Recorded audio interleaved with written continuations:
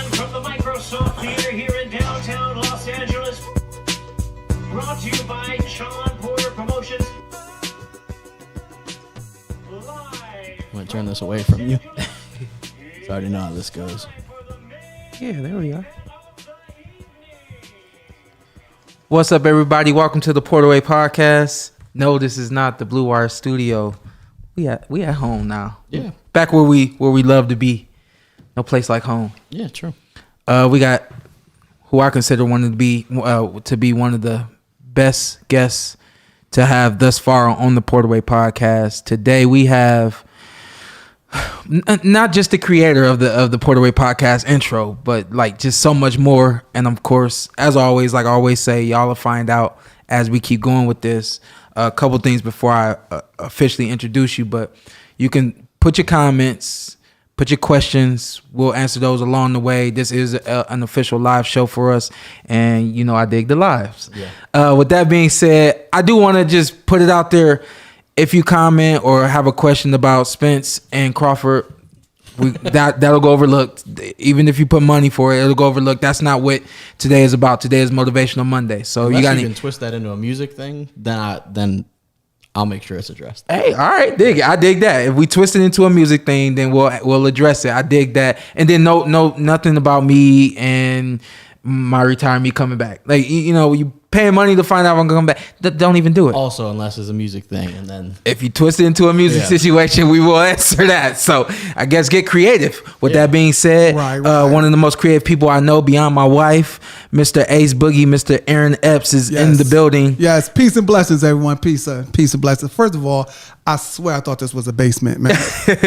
Watching you guys, man, for the last 2 years? Has it been 2 years? It's been almost 2 years. Yeah, it'll be 2 years in September. Yeah, and so watching it and not realizing that Vegas doesn't have basements, right? Yeah. But being able to be here, I'm grateful. Yeah, I appreciate you calling me and being able to even make an intro, man. When I hit an intro, man, I be wanting to.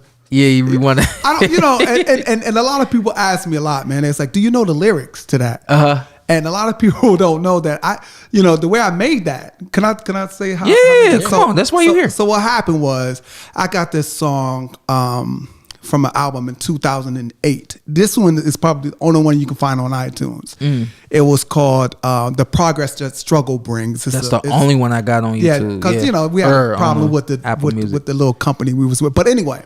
There's a song called Cloud 9 Residential. Yep. It's a long song with no verse. With no chorus. It's just a verse. Yeah. So what I ended up doing is I made that, and then Shawn calls me and said, "Hey, I'm about to do a podcast, and I want to use that song." And in my as an MC, you don't want to use old stuff, right? But I do understand the vibe you was feeling on that. And what I said to him, I said, well, hey, you can use that. I have no problem with it. But allow me to create something specific with your vibe, right? Of course, in Akron and Cleveland area, we follow you. Yeah. And watching you grow up from the young cat to a champion, I was able to pin some stuff. And so what I did was I told you, I'm going to Orlando and I'm gonna take some gear and I'm gonna spend a week. And I wrote an actual whole entire album based on vibes, discussions we've had over the years, different things. And the first one on there was this song. Yeah.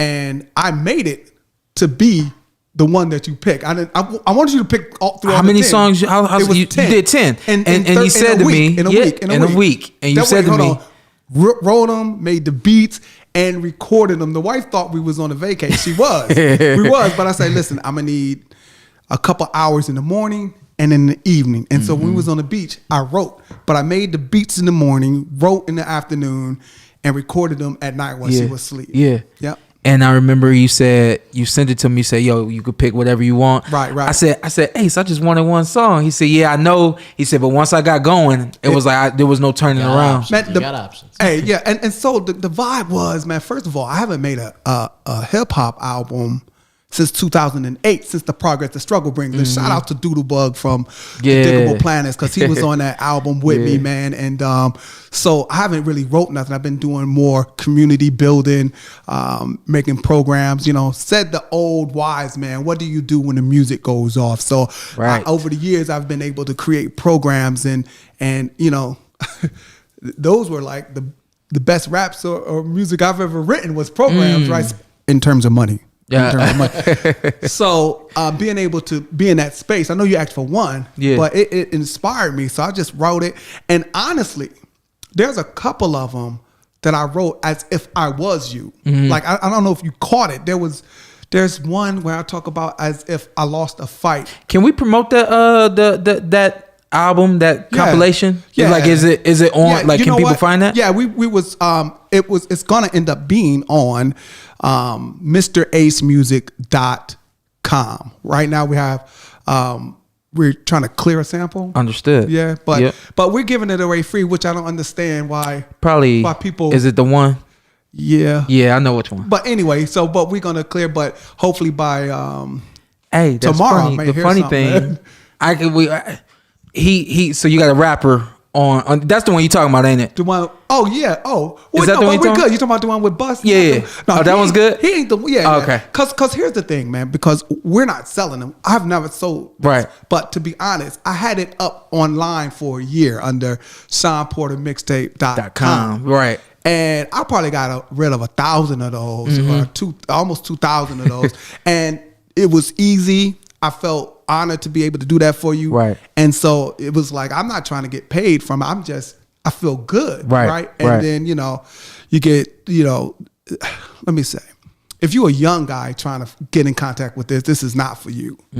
This is grown man hip hop stuff. True 4-pillar representative, the foundation of what hip hop is, from beats to the rhymes. And if you grew up in the 70s, but grew up listening to hip hop in the 80s and 90s, I won't even go as far as into the 2000s, 80s and 90s, then the way I write is for that.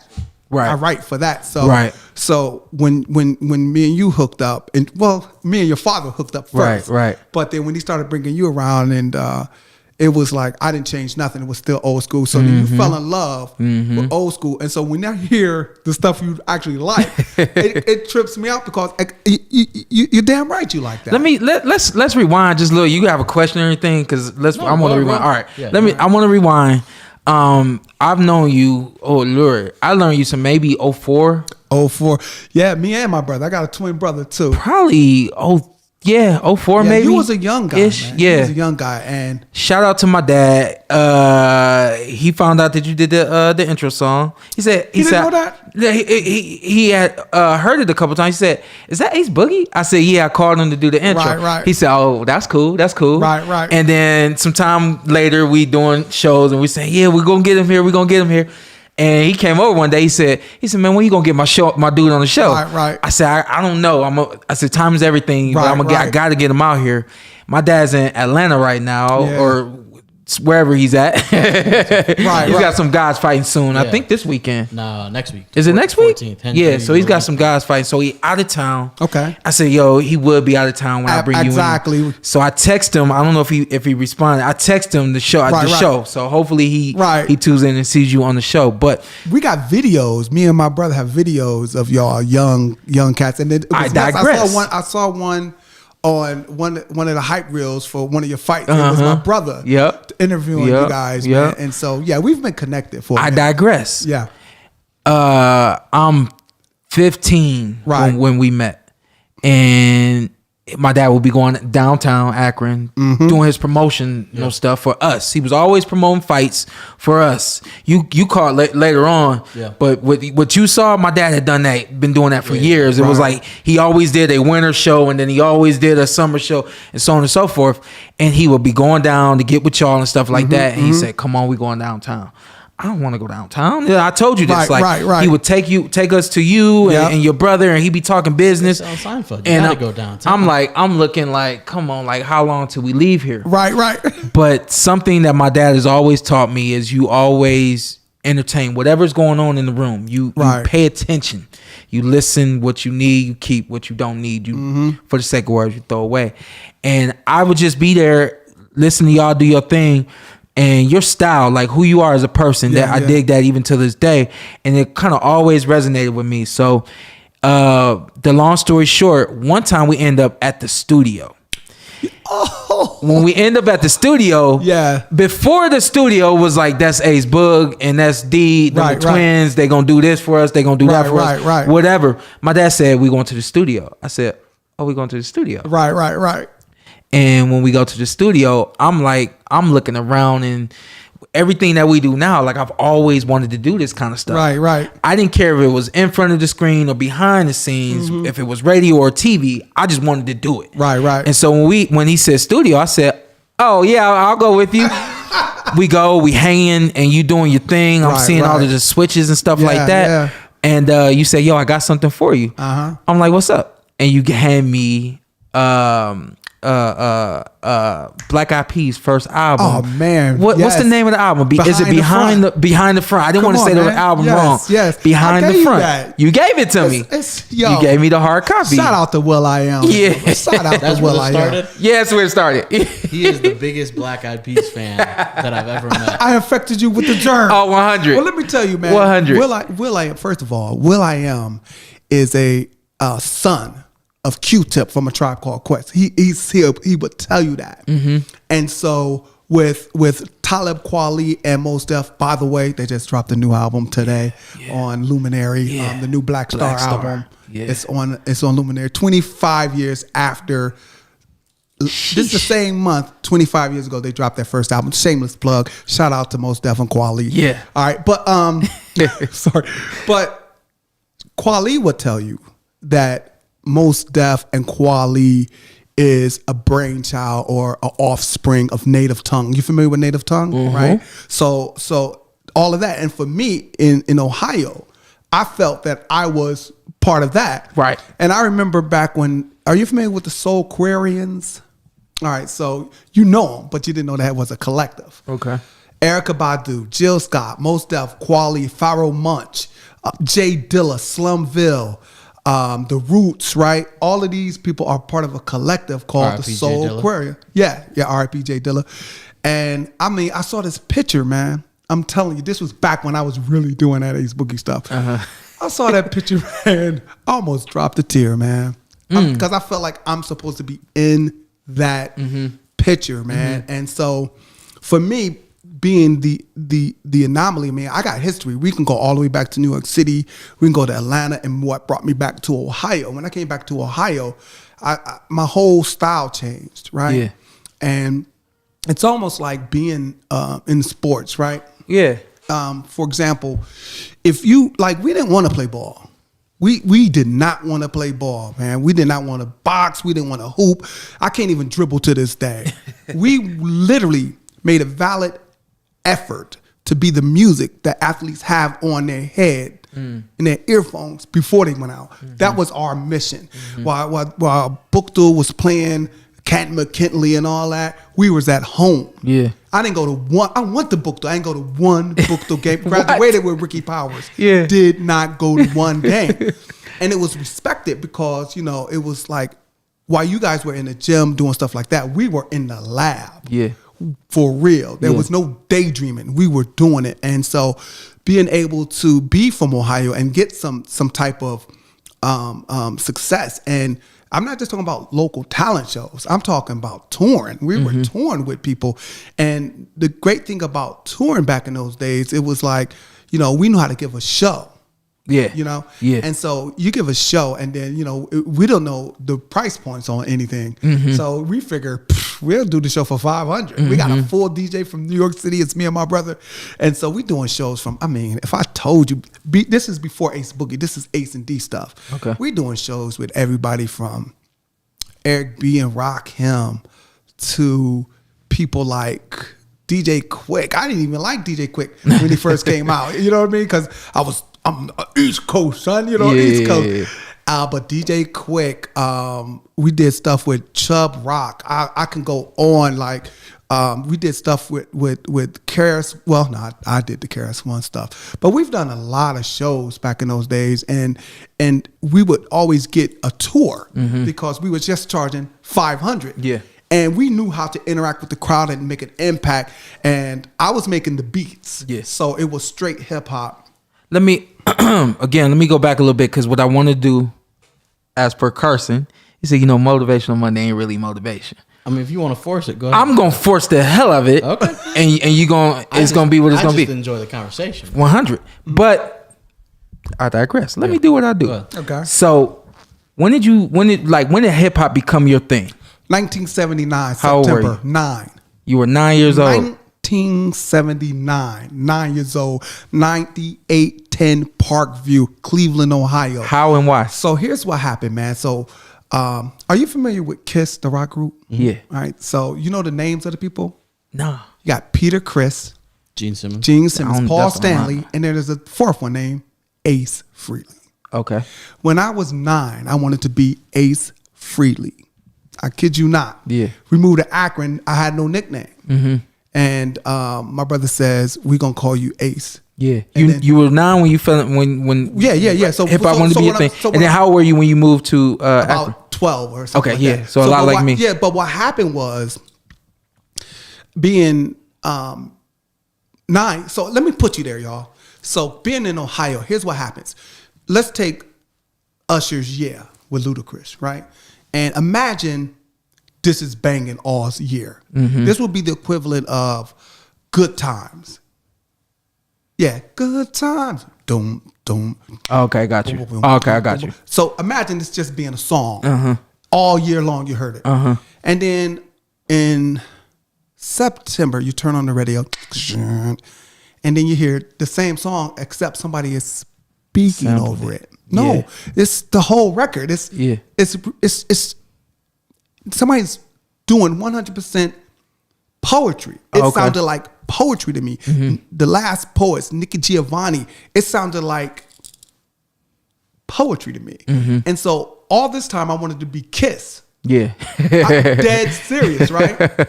But it's like, whoa, I can do this. I don't need to learn how to play guitar. Yeah. I'm 9 years old, kid. Yeah. I open up a Kiss album and you open it up, it's white on the inside. Yeah. And I wrote my first rap that day, the first day I heard it. Now listen, this record was monumental because it was 15 minutes long. You understand? And they played the record every hour on the hour for 15 minutes. They didn't shorten it up. It was the long version, I'm telling you. And what made it hit so hard is that you've heard it before because it was Good Times, or Yeah, if you will. But then now you're hearing somebody doing something over, and you heard it I remember going through the neighborhood like, yo, did you hear? Did you hear? I'm telling you, about the second time I done opened up a record and started trying to do that. I Yeah. tried to emulate that. Yeah. And to me, I fell in love at that point. At that point, I wanted to do that. Yeah. No more air guitars. I'm trying to do that. And there's no videos. You don't know.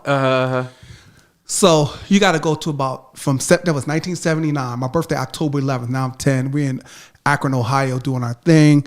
And as a kid, Yeah, I was gonna say. you hear Yeah. It's Like That and That's the Way It Is by Run DMC. And then Suck MC's, right?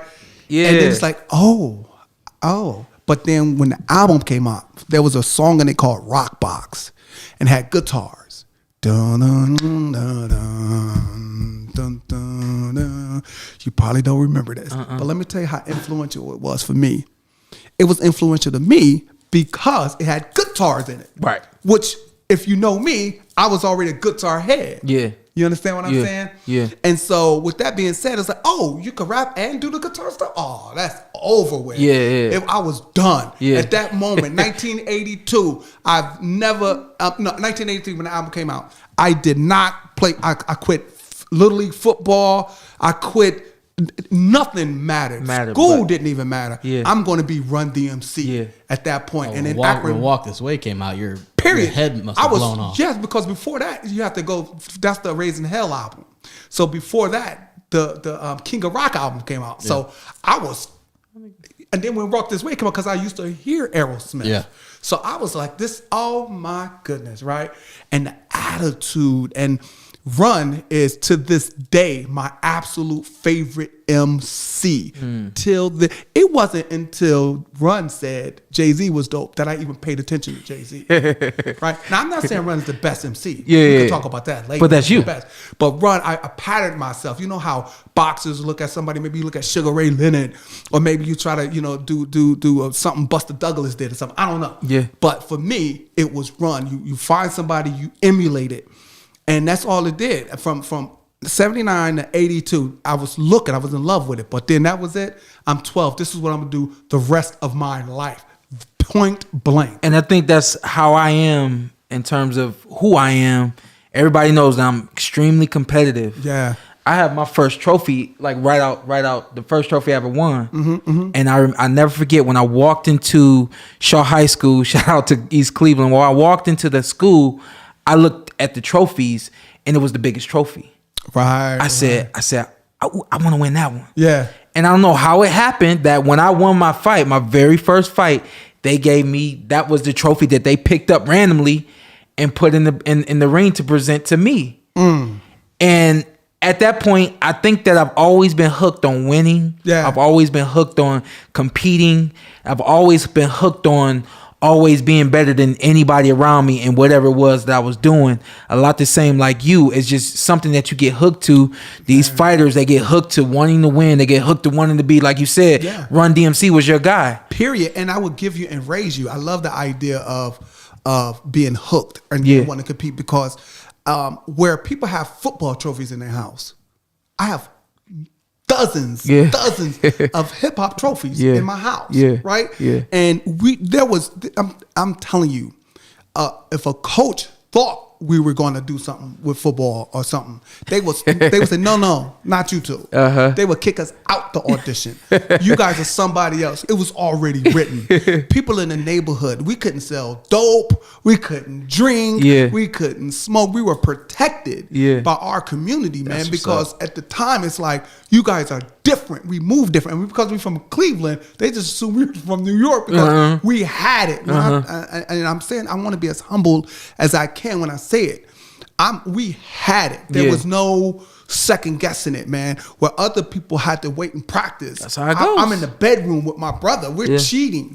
Right? Yeah. And then the theory and practice of oral discourse. Right? Yeah, we talked about that on the Being line. able to use your words to impact people and then make people react, right? So to me, when Run used to say, we had a lot of people on this stage here tonight, but I want y'all to know one thing. This is my mother house. And when I say whose house, y'all say Run's house, right? So when I saw that, it's like, man, this guy is like preaching. Yeah. And then it's ironic he ends up being Rev Run, right? You know what I'm saying? But I had a rhyme with Rev 21, shoot the gift like a gun. I wrote that in there because I thought Run looked like a reverend to me. Yeah. You know what I'm saying? Yeah. And it's like, yo, pastors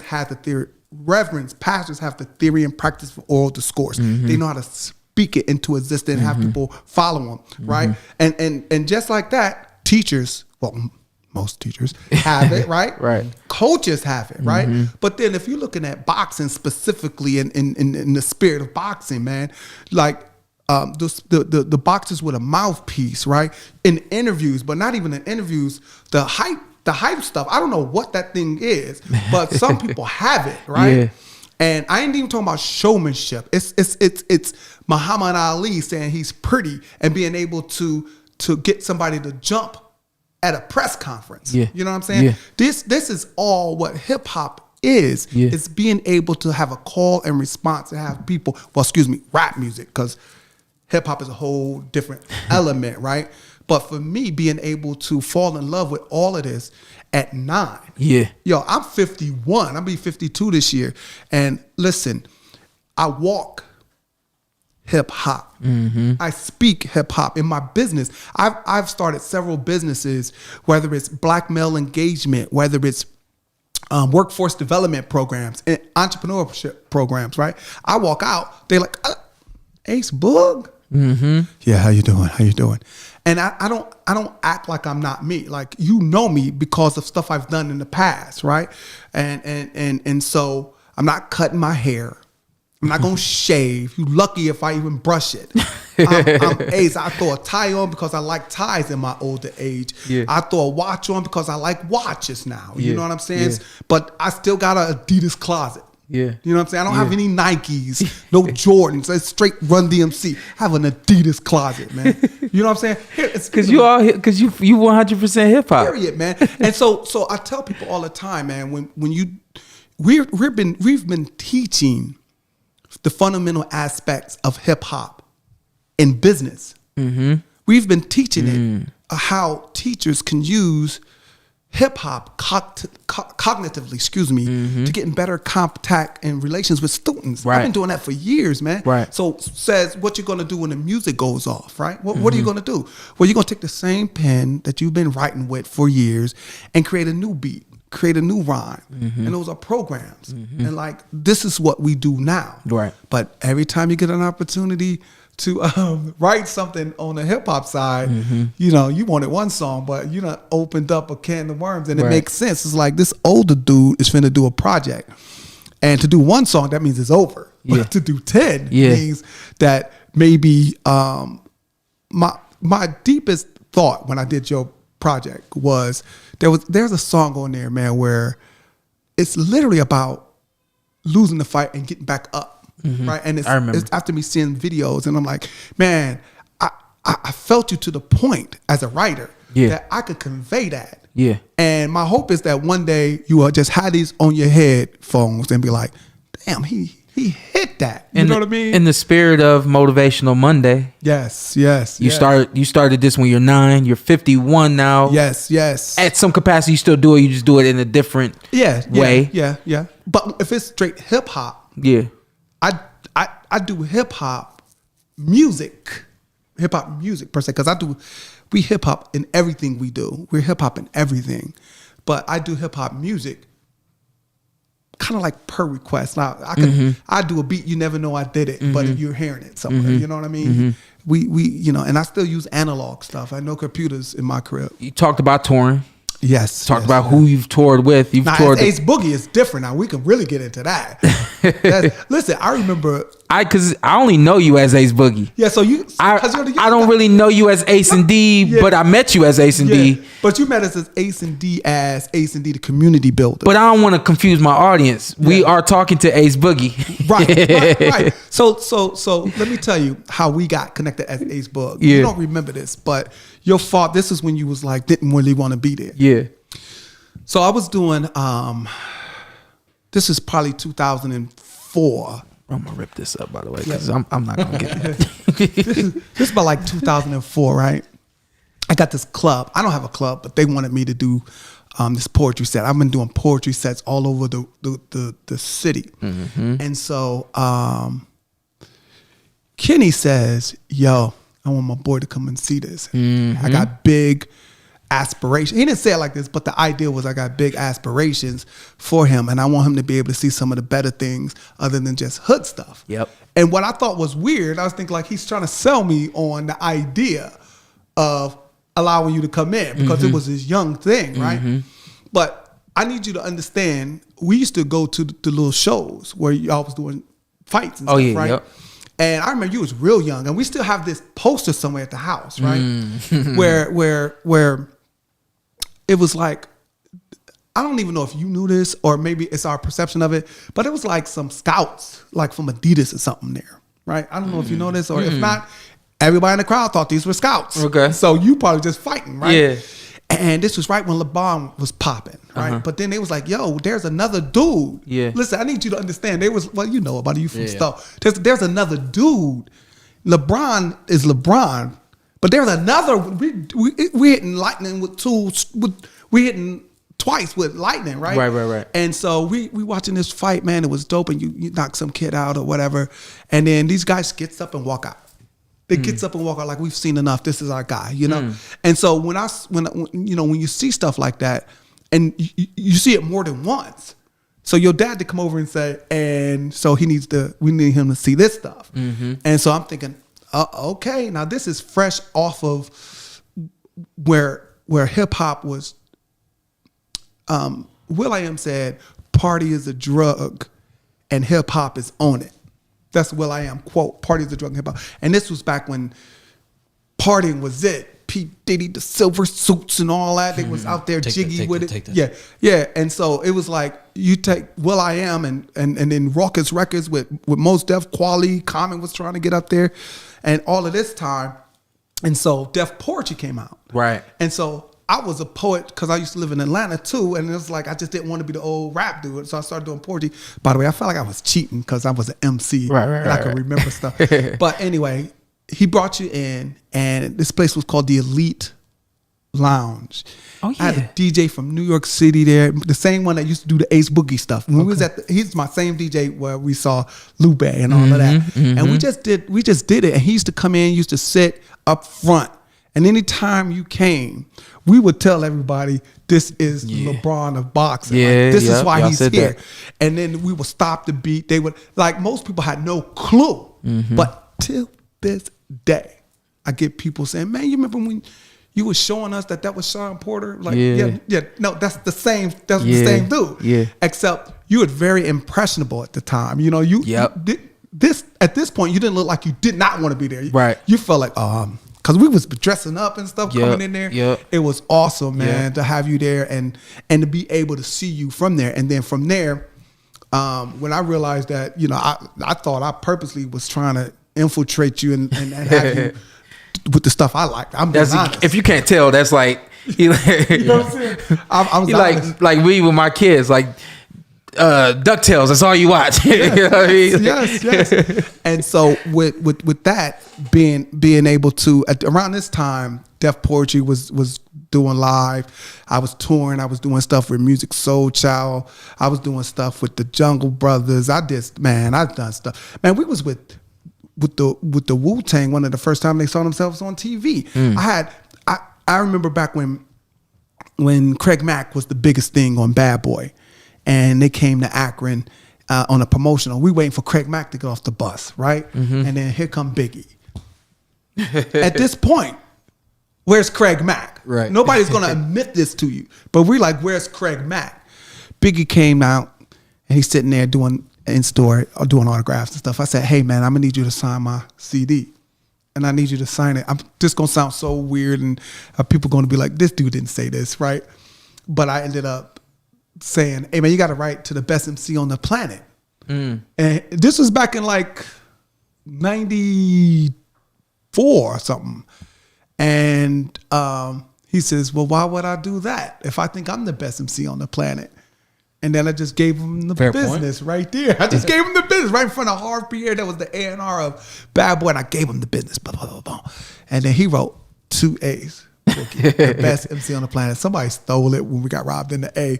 But I just thought that was dope, man, because you have that, or, you know, you probably don't remember a group called X Clan back in the day. X Clan, this was back when hip hop was socially conscious. And so you have Queen Latifah, Rakim, you have Lakim Shabazz, you have people, X Clan called Black Watch. These guys are from New York.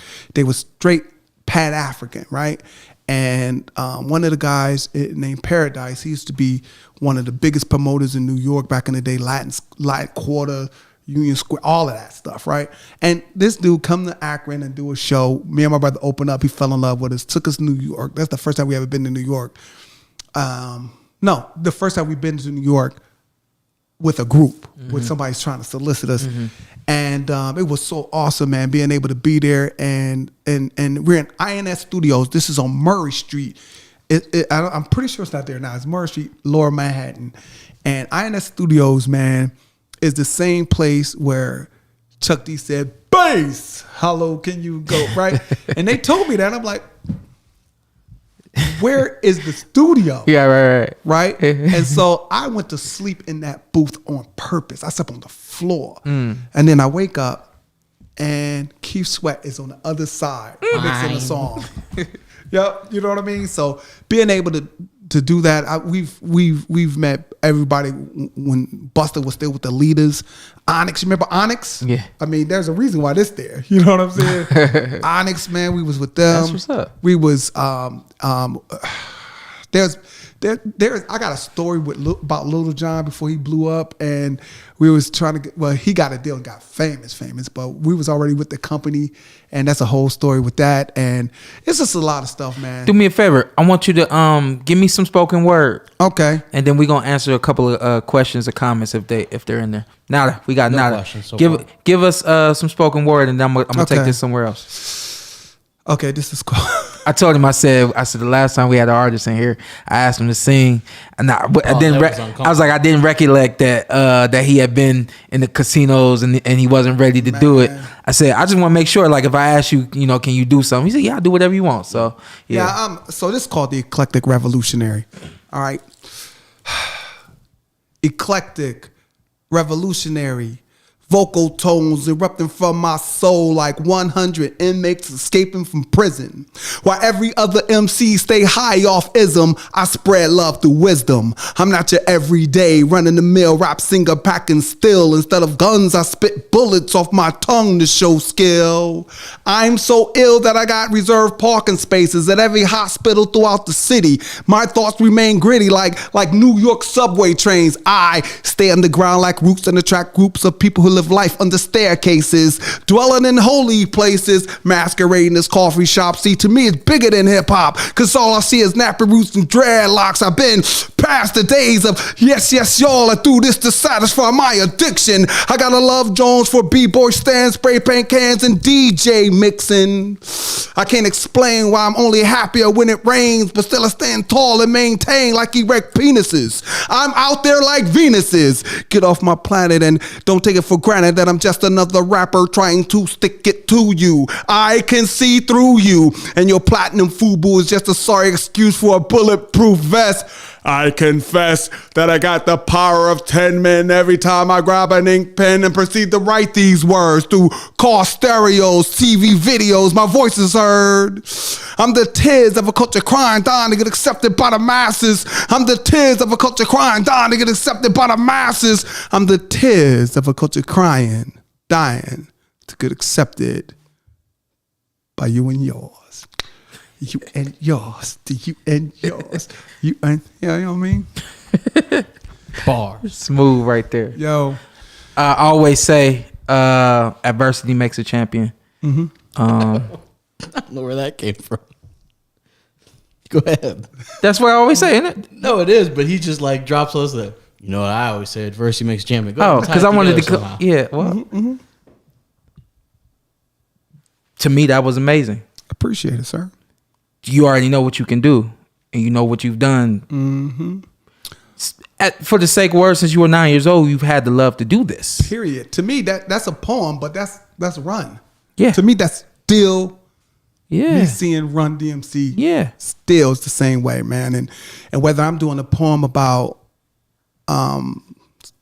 getting a pink slip and quitting your job and have to start a business, or if I'm talking about early influences on hip hop, or if I'm talking about love, to me, the way I deliver it is just the way I do it. You know what I mean? And that's just the MC in me. That's what I mean. Like when I'm facilitating a class, I start every class with a poem. That's what's up. You know what I mean? And if I'm a keynote speaker, I leave, they be like, whoa, you didn't hit us off with a poem, because sometimes it's not fitting the rap sometimes, but you can always have poetry and, to which words or sounds to which we give meaning. And a lot like the rap game.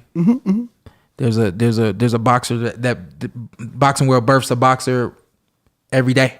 Yeah. Yeah. 9 years old, we start. 8 years old, some of us start. Some of us start even before that. Yeah.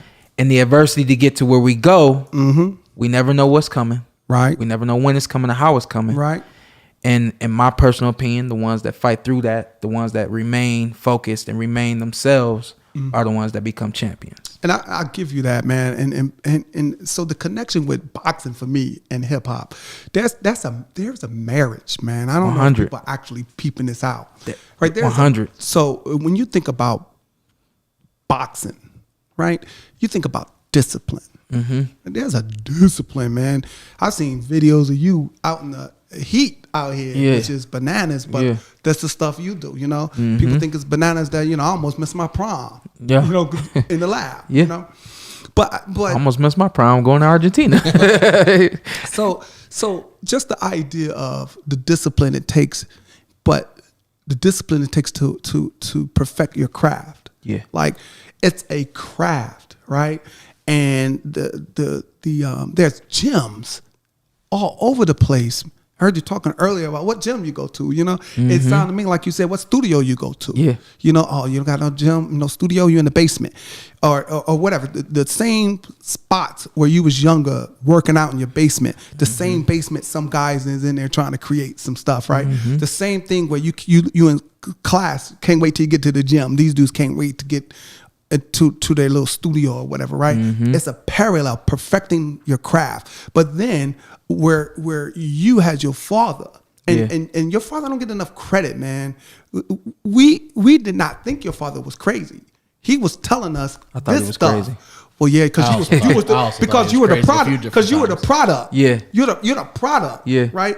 So me and my brother looking, we're closer to your father's age. Right. And seeing your father and me and my brother somewhere else, we're thinking we believe that. Yeah, we can see it. Yeah. Right. And the ambition and the focus, and he's throwing shows. We're doing the same thing except we're doing it for hip hop. That's what I'm saying. When So shout out to 2 Live Music in Akron, man. When 2 Live Music in Akron, we literally was running that. Yeah, right. 2 Live Crew shout out. That was he said, hold on a second. Yeah, 2 Live Music, independently owned black record store, right? And they're still living right now for 30 years after the fact. They still are doing it. I just shout out to Vic and Norma too. But here they allowed 2 brothers to come in and run it.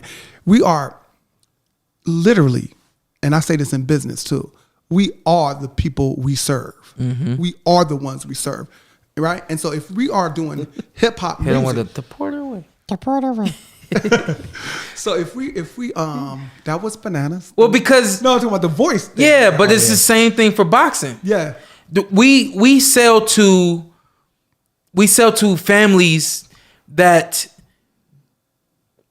Don't try to do spoken word. I thought you were breaking. No. I'm trying to sell to families. I'm trying to make sure I say this correctly in a political way that people don't take offense to this. But boxing is a poor man's sport. Okay. So we're a majority of us, not gonna say all of us, but a lot of us come from upwards to nothing. Humble beginnings. We're struggling. Humble beginnings. Thank you. Yes. And guess what? That's who we sell to. We sell to those who are in humble beginnings or in humble surroundings. Right. You know what I mean? But then you have those, right? So if we look and then see who's ringside. Yeah. Right? Yeah. So you see DJ Khaled ringside, Fat Joe ringside, 50 Cent. This is the equivalent of the humble beginning people who can afford that seat now. And exactly. Because they're not at the shows with the 1-0 guys. Yes, absolutely. They're at the shows of the 25-0 guys. Come on, man. That came from the same place. Yes. And there's a true understanding of the fight in the ring. Y'all had the same fight in the music industry. Absolutely. And it kind of goes. It really does go hand in hand. Yeah. You know what I'm saying? But then just looking at that, man, it goes hand in hand. I get in boxing hand in hand. I did that on purpose. Yeah, we also do have a question, by the way. You want to rock this? Yeah, let's get it. One of our bigger fans wants to know: have you ever dealt with self-doubt through poetry? And if so, how did you get out of that? Oh, that's a great question. Self-doubt. So, okay, so if I'm being honest, as an MC in hip hop, you don't supposed to have any doubt, right? It's almost through socialization, the way you were brought up, and I brought up through like records was my father. I didn't have a father. My father was Run, Chuck D, right? And then all the braggadocious MCs, Rakim, Big Daddy Kane, you have to be confident, almost arrogant to half-stepping, some would say. Yeah. Right. So for me, I didn't feel that way. I felt like an artist who just happened to rap.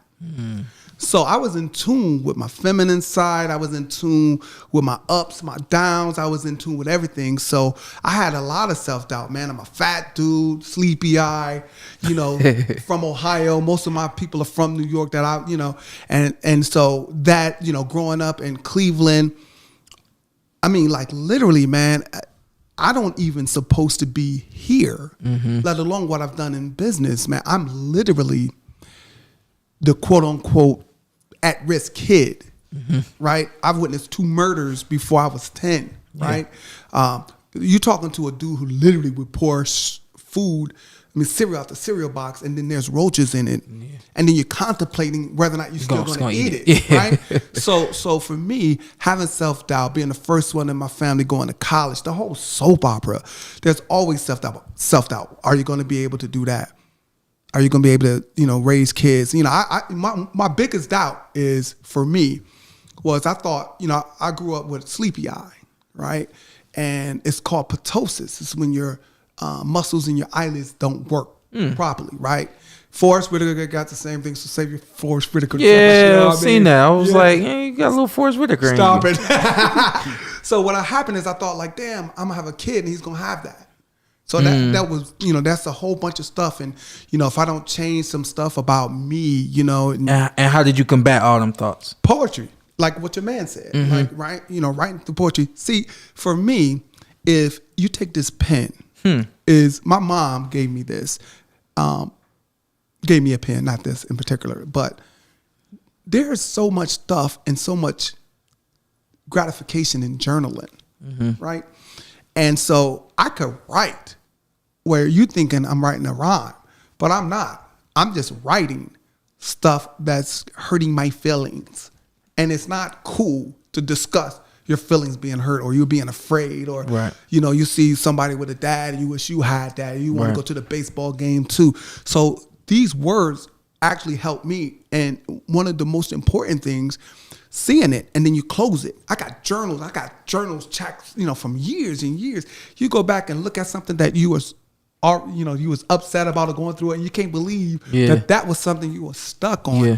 So for me, writing always helped me through it. But then not just my writing and not just my poetry, but being able to connect with other writers. Now, for me, like I said, I'm just an artist who just so happened to rap. One of my favorite writers is Eddie Vedder from Pearl Jam. This kid is bananas in 1992, man. Pearl Jam, man. And I only discovered him because I used to like Jim Morrison, and he was bananas from the Doors. And I'm in the A, and I'm telling this cat that I was really in love with Jim Morrison and how he writes from an artistic perspective. And no, I was telling him how I like Eddie Vedder, how he writes from a perspective. And he says, well, Eddie Vedder is posing. It's a fake Jim Morrison. I said, who? Yeah. And then I started looking into that, right? And then for me, just being able writer, and then for me, I even write scripts, man. I had a movie that somebody funded, man. I'm not gonna tell you what that's at because it's terrible. But the writing was on point. The production, the writing was on point, but the production was suspect. The dude who do the production now, he does black horror movies now. Oh, and we always get together. We can't do black horror movies. What are you talking about?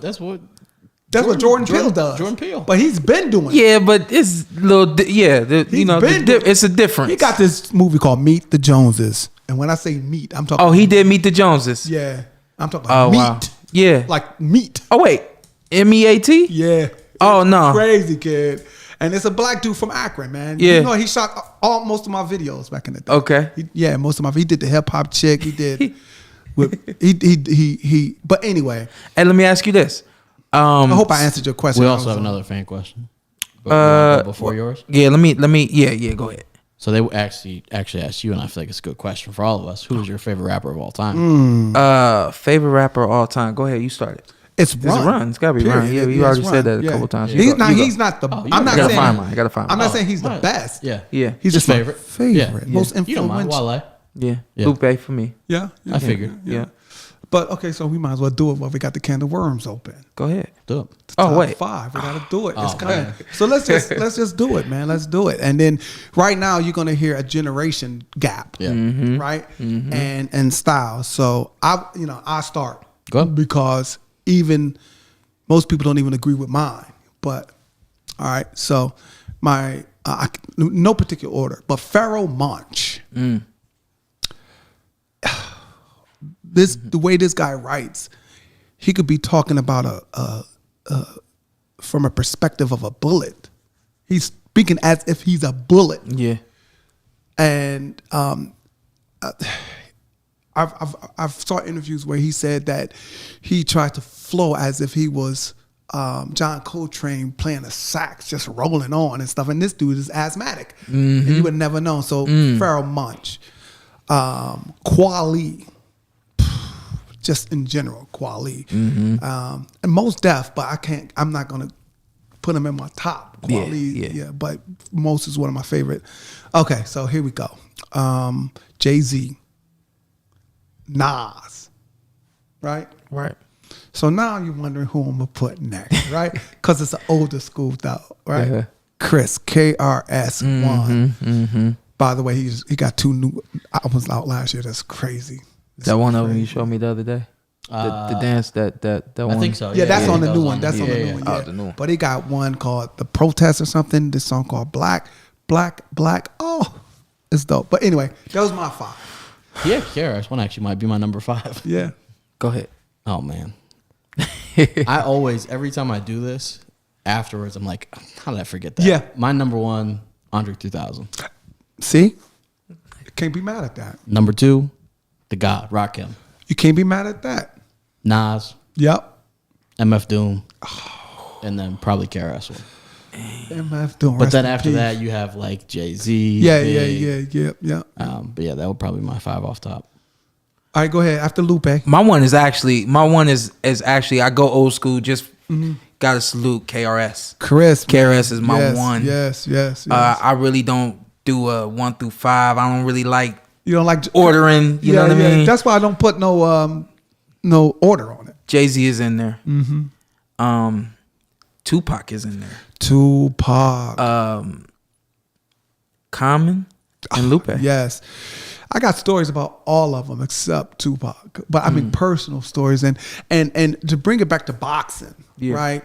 Like we were talking about the connections between boxers and even being the less fortunate, and now you're fortunate. First of all, you're fortunate in the degree that you're selected. You've made it through. And so now you're boxing in Vegas and stuff, right? Yeah. Like we're not doing talent. You're not doing talent shows. We're not at Tangiers anymore. You're at Main MGM. stage, right? Shout out to Tangiers. Right. But then you have somebody like Tupac, right? Who depending on who you are, you got fans here. Everybody know who Tupac is, but they might not know who Pharaoh Monch is. But Pharaoh Monch is being discussed in the same thing. Like there's boxers you can say, I have no clue what you're talking about. 100. But you're like, 100. this guy is that guy. Yeah. And I'm like, sure he's that guy. Because I tell people all this like, yo, without this guy, I wouldn't be who I am. Right.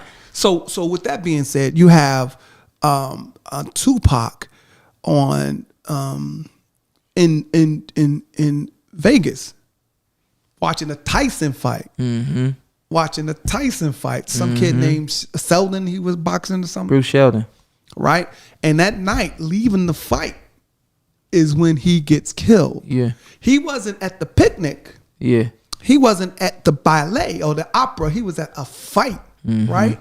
And so that's significant because you could start doing the parallels, right? I think I could beat Mike Tyson with your boy Fresh Prince.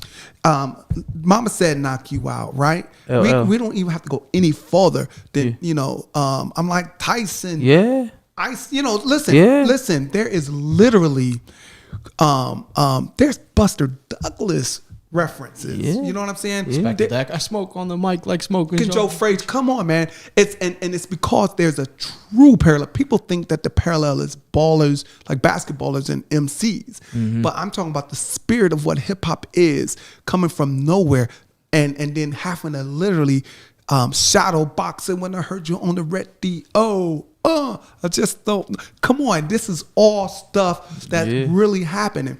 So if I say beat boxing to you, right? You thinking I'm doing that, but then a boxer may think beat boxing is something different. Beat that bag up. You know what I'm saying? Boxing is the same, but the word beatboxing is derived from that. Right. And then, you know, I could go on, you know, like I said, I used to teach early influences on hip hop at the Rock and Roll Hall of Fame for 2 semesters. And and this came from being able to. They fired you because all you talked about was hip hop. No, that was my job. Uh-huh. Because this was back when hip hop wasn't in the Rock and Roll Hall of Fame. But I coined it. I said, this is the new rock and roll, right? And it's got your babies. It has your kids. And so, but it's not old enough to be on display yet, if you will, right? So I remember Chuck D, Common, and everybody was like these people helping usher in, and they wanted to do this interactive thing at the Rock. We called it the Rock back in the day, you know? And so I'm one of the guys, and this is how they found me. You remember Borders Bookstore? Yeah, hell yeah. Borders Bookstore? You know, It's like Barnes and Noble. Yeah. Or not Howard, on How? On How. Yeah. Right. yeah. So there's a whole bunch up and down the East Coast. So R.I.P. I Chapel Hill. drove out past that shit. Yep. So I ended up doing a tour of all the borders. I had a kid who went on to be. You ever heard of Stomp? The play Stomp? The play, yeah. Yeah, banging on buckets and stuff. Yeah. One of my guys was on there for like 20 years, man. Who used to play with me. You've met this guy. You know what I'm saying? You've met this guy. And a DJ from New York City, DJ Dramatized. He had to change his name because there's a drama now. Yeah. But back in the day, he was the first drama. And had a little singer lady and the cat playing acoustic. And so we would do this eclectic hip hop thing, and I would do poetry and hip hop. But we were there with a whole bunch of older white cats, right?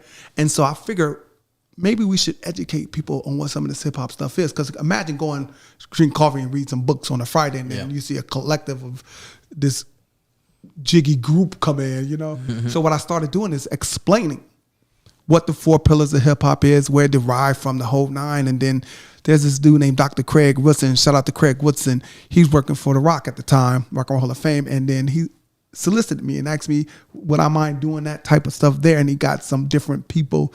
He had a B-boy, a graffiti artist, a DJ, and an MC. I wanted to be the MC, but he wanted me to be the graffiti artist and the DJ. I was mad at that. But here's the great thing. I ended up being the actual host, because the truth of the idea is that the DJ is really the father of hip hop. And MCs are the screaming bastard sons of the DJ. I'm saying that's what it is. You know, and if you was to go back, the job of the MC was to promote to the people in the parks and at the jam that we're going to come back next week. But that's it. Carry my records. Yeah. There was no thing for you yet. You know what I mean? Yeah. Grandmaster Flash and the Furious 5. Yeah. DJ Kool Herc, Bambaataa, the MCs was nothing. But when one rapper said they nominated their DJ the president. Yes, come on, man. This kid here. and then from there, even the graffiti artists, shout out to Samo. You know who Samo is? You know who Samo is? I bet you know who Jean-Michael Basquiat is. Though. Yeah. He's Samo. Samo is South Bronx. He used to be a graffiti artist doing tags and stuff. He ends up hooking up being one of the dopest guys hanging out with Andy Warhol. But he had Samo, S-A-M-O. He used to write on stuff, and people found out that this was Jean-Michael Basquiat, and then they ripping off, you know, stop signs and stuff as trophies or and selling them for mega dollars. This is that. So graffiti artists were responsible, not only graffitiing trains or making a condemned building look sexy, right? Where they have jams too. They're making like flyers and things like that and letting people know this is the jam gonna be there. Yeah. Right? Yeah. And so, you know, of course the B-boys, right? They wasn't really breakers, they was B-boys, right? Which is, you know, you get the term B-boy from dancing off and then you get the term break for dancing off the breakdown of a record that the DJ literally had to keep going from table to table, because the breakdown is usually just 6 bars or something, right? Yeah. But then for a whole battle to come, that DJ had to be able to know how to loop them, right? So that was dope for the break dancers, right? The B-boys and B-girls. So then if they doing that, of course now I can now loop an instrumental. Yeah. Now MCs come back later. But you already had the DJ. You already had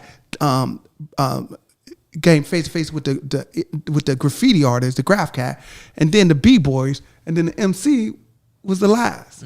But the most one now, when people say hip hop and then they start talking about rap music, I trip out. And then I wonder if I'm gonna save them in that conversation. Like, oh, you're talking rap music, Right. And then they say, well, hip hop music. Hip hop music is rap music, right? And so if you have, like back in the day, I didn't listen to Too Short for nothing. I thought he was whack, right? I thought it was very simple. But then it's like MC Hammer, garbage in my mind at the time, right? And so this is because I was an MC too, with a New York state of mind about it, right? So then it took me to see Fresh Prince get the first Grammy and not be allowed at the Grammys, or they wasn't going to show it. And then that protest, Salt and Pepper, Public Enemy was there. They didn't go. Nobody went. But DJ Jazzy Jeff and the Fresh Prince got there, and I was like, man, if DJ Jazzy Jeff and the Fresh Prince don't get on TV, they're not saying no because you're a happy rap dude. You're not on TV because you're the rap dude. Yeah. And if Salt and Pepper, Run DMC, Public Enemy, all these people, Kid and Play, all these people living at the same time, and one of them get on. This is when hip hop was very diverse. We can't go. One can't get in, we can't go. So then because of that, I started looking at MCs differently, right? So then you say, well, Too Short, man. Rapping for 225,000 hours. This dude is dope. And I met him, and that ain't what did it. But just the idea of understanding who he is, right? This is your uncle rapping and giving you game about ladies the whole time. I didn't want to hear it, right? And then MC Hammer, here's a guy who literally, now I'm going on record and saying this, MC Hammer is a guy who says, I'm about to be a megastar, and it happens. Yeah. He's a megastar. Yeah. We see megastar in Kanye and Jay-Z now, but this dude didn't even know how to cross the T's and dot the I's. He was just putting the whole hood on, which ended up being the foundation of what not to do for these other brothers, investing, and that's a whole nother thing. But even Vanilla Ice, man, I met all these guys, man. I tell you about the time I vibed out with Vanilla Ice, man. He's the coolest dude, one of the coolest dudes. But then he straight up was on Ichiban Records, man, and that's a little label. But here's a guy who literally is, as far as he's concerned, he's just a rap dude. Yeah. As far as he's concerned, he's a rap dude. And when you have a conversation with him, you know, he gets hurt sometimes because people wasn't looking at him as a rap dude. But this was, again, a whole bunch of immaturity going on, you know. But let me, you got anything? Well, I was going to say, I've found myself, especially in rap, doing that. We've laughed about it before, but like, I was so Nas. Yeah. I couldn't hear Jay-Z. Yeah. I was like, nah, man. He still can't hear cooked you. Jay-Z. I'm getting through it, but okay. It was just something that I think you have that naturally where it's like, no, I go with that guy. Like, I like KRS-One. I can't like MC Shan. Like, yeah, you can't do it. You have the loyalty. And dang, it just man, makes how old are you, man? I'm gonna be 31 in a month, less than a month. Dang, and you just said KRS-One and compared that to MC Shan. Oh yeah, this guy's ahead. 100. He's ahead. That's why he's here. Yeah, I love it, man. I didn't 3 years ago. Tupac wouldn't have been in my top. I'm gonna tell you right now, man. I people get mad at me. Now, here's my thing. You about to get some hate mail when I'm about to say this, right? Okay, so Tupac, to me, I could not connect with that. My lived experience as an individual don't connect. I didn't listen to Snoop. I didn't listen to Dre. I don't believe girls are bees. I wasn't getting high. My lived experience wasn't that, right? And then it took me to get grown as an adult and then be able to see the entertainment in it all. So if somebody asks me, like, who do you got, Tupac or Biggie? I would say Biggie. Right. Now, notice they say, well, who do you got? Now, if I say who's better, right, it's a simple thing. One record was made while you're living, and then the second one was made while you was living, but finished in your passing. Right. His dude got a catalog. And that's what it took me. You know, I had to grow up. It was a catalog. I had to grow up. Movies and everything, right? Yeah. And so you can't compare the work. And so I think it's like the LeBron and Jordan thing, right? Yeah. you're comparing two different type of. This Magic Johnson thing. This is a Magic Johnson thing to me. Yeah. LeBron is a Magic Johnson thing to Yeah. me. But then the impact is Dr. J and Jordan. Right. But the way he plays is this. So if you look back at the MCs, I forget who was I just talking about. Tupac. Tupac. If you look at Tupac is like they studying this dude's words in colleges. Right. And, I'm like, well, you're not going to study Rakim? God. Yeah. You ain't going to. Hey, you should study Pharoah Monch. But impact. Yeah. Impact. Yeah. This dude, I mean, listen, that So Many Tears joint. Yeah. Right? That it took me, that is what Yeah. did it. That's what did it. And then it wasn't when it came out. Mm-hmm. It was later after the fact. It's Mm-hmm. like,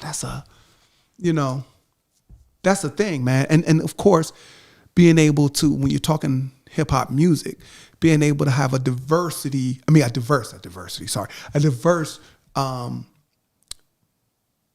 salad bar of stuff that you should be allowed to listen to, right? And so now you have hip hop music, and then somebody says, well, who's the dude? You get the typical stuff. You get the J. Cole. You get the Kendrick Lamar, the Drake cat and stuff. But then there's a whole bunch of stuff that have no clue what's going on, right? And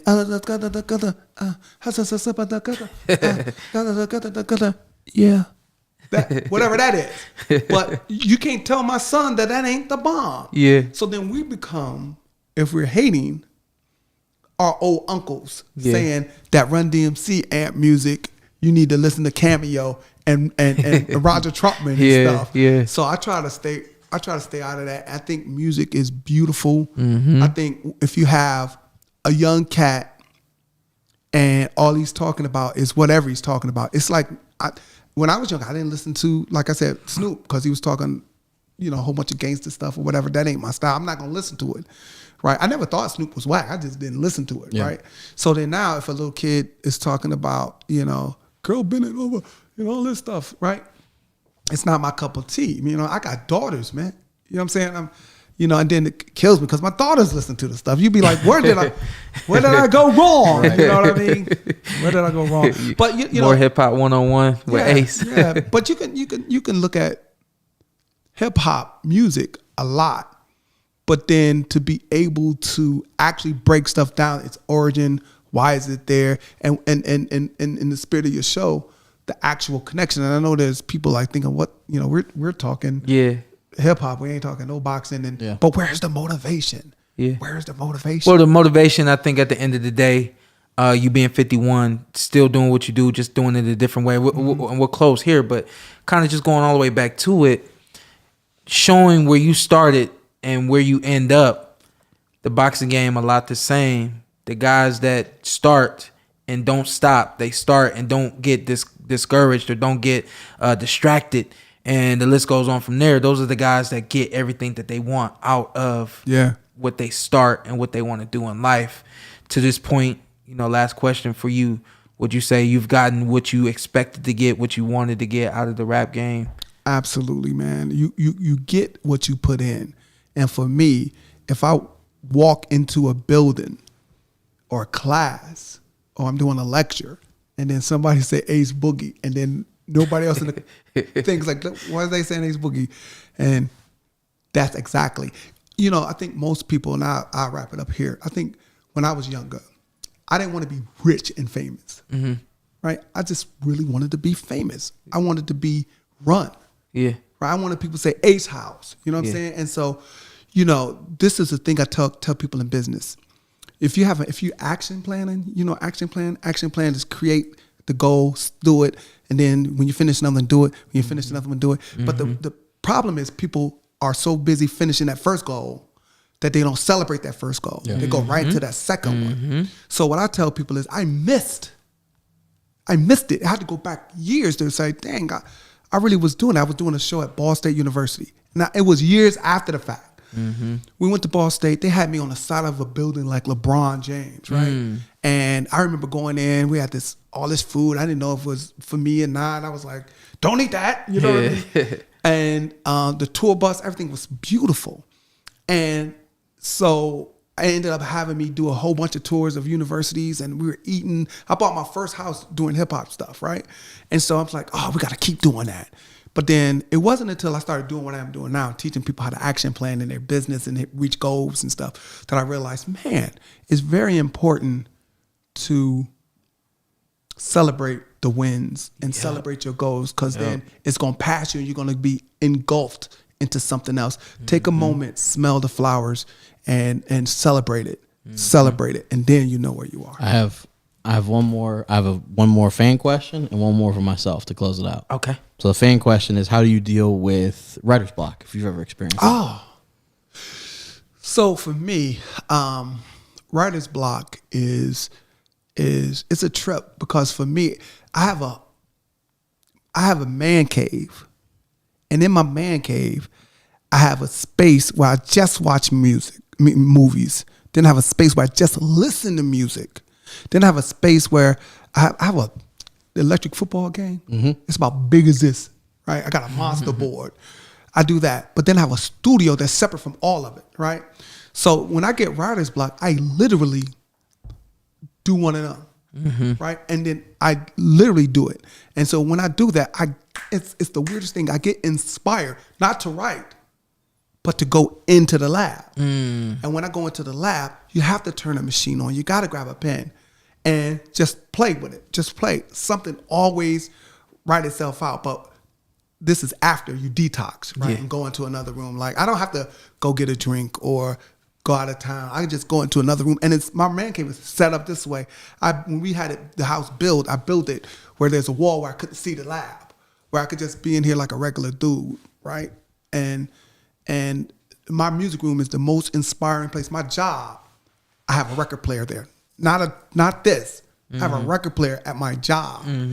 At my 3 offices, all 3 of them throughout Akron, I have record players there. I get inspired from taking a record, putting it on a turntable, putting a needle to it, hearing that bacon.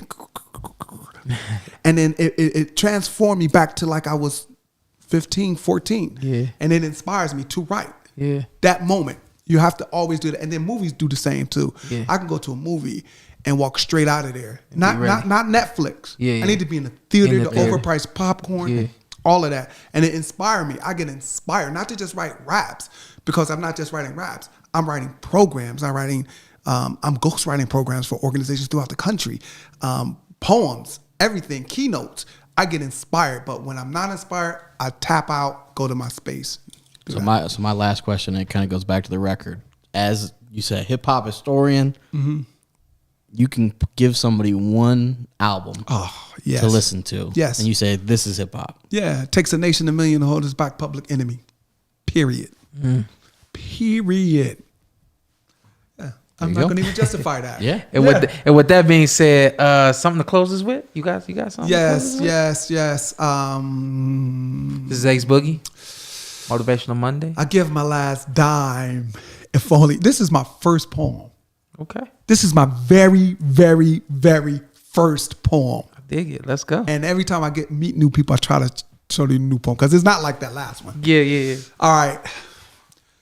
I give my last dime, if only I could rhyme, and I shine like the star of Bethlehem every time I slam. I'm a poet like Saul, writing psalms like scriptures, while graffiti artists draw pictures on walls like Egyptian hieroglyphics. I'm gifted, and if you missed it, I do my thing like southern lap dancers in overcrowded clubs that love to receive $1 or $2 just for showing their most prized possessions. My confession is to let you know a little bit about myself. I got love sitting on shelves just in case I run out. And as I shout these words, don't forget I'm just a hip-hop kid waiting for God to show me nerves. And this deserves to be a song instead of an intro, because I use my pencil like Andy Warhol, creating vision. And my decision to connect parables is unbearable to simple-minded rap fans. I said, check 1, 2. I said, check 1, 2. I said, check 1, 2, y'all be boys. I'ma stand like a man and accept responsibility. And some brothers be killing me. Too many players and pimps acting like baboons and chimps. See, I'm so cool, I naturally walk with a limp, holding my love cause I'm conditioned to. Let me tell you who you're listening to. I be the MC, visual artist, one-time DJ, father of Moses and Aaron, spiritual seeker, keynote speaker to your emotions. Thank you. The Porter way. The Porter way. What's up? I'm Showtime, Shawn Porter. I'm Ed. Follow me on IG, Ed with 2 T's. This is the Porter Way Podcast. This is Anthony Brenagh. This is Carson Merk. Tell them what to do. Hey, like, subscribe, comment, follow us on all social media platforms. Subscribe. I'm from Louisiana. I'll talk with a B. Let's do it. Let's do it again. All right. Just introduce yourself. Okay. And then you tell them what to do. Like, comment, subscribe. Porter Way Podcast. You're already here. Hey, this is our outro. We're going to do it how we want to. I'm Showtime Shawn Porter. I'm Anthony Brenagh. Carson Merk. Like, subscribe, comment. This is the Porter Way.